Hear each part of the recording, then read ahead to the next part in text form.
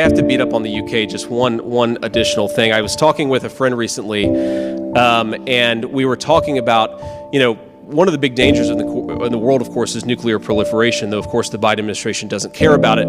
And I was talking about, what is the first truly Islamist country that will get a nuclear weapon? And we were like, maybe it's Iran, maybe Pakistan already kind of counts. And then we sort of finally decided maybe it's actually the UK, since Labour just took over.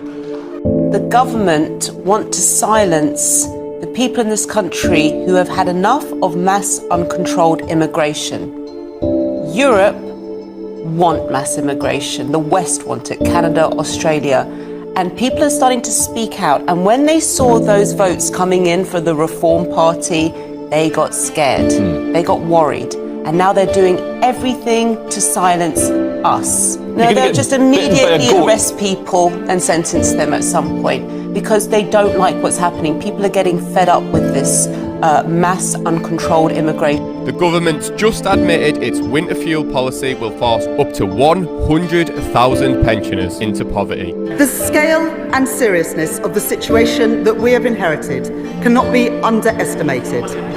Together, the hole in our public finances this year, which recurs every year, the compensation schemes that they did not fund, and their failure to assess the scale of the challenges facing our public services means that this budget raises taxes by £40 billion. And so now is the time to take action because there is no alternative. And from Thursday until the start of December, you must stay at home. You may only leave home for specific reasons, including for education, for work. Let's say if you cannot work from home. That told me that what we were doing was, as you say, against the rules, that the event in question was something that we were going to do something that wasn't a work event. I tell you what this looks like, Prime Minister. It looks like there was one rule for you and your lovey mates during COVID and one rule for everyone else. It looks like you wanted to lock us all up, ban us from seeing our grandparents, stop us from visiting dying relatives in hospital, but you could get some has-been actress at your beck and call whenever you wanted.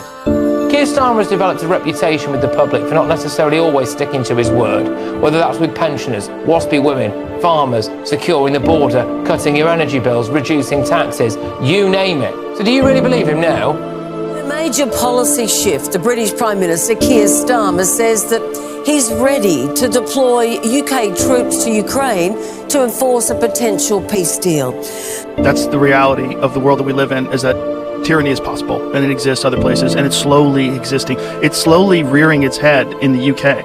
You're seeing, I think the number of people that have been arrested for just social media posts is bananas. It's in the thousands. Yes, several thousand people have been given prison sentences in the UK for social media posts where there was no explicit link to actual violence, but they just said it encouraged violence. I'm like, well, did anyone actually do anything as a result of that media post? Well, no. But they just and then they have a prison overcrowding situation in the UK, so they're quite literally releasing convicted pedophiles and putting people in jail for Facebook posts.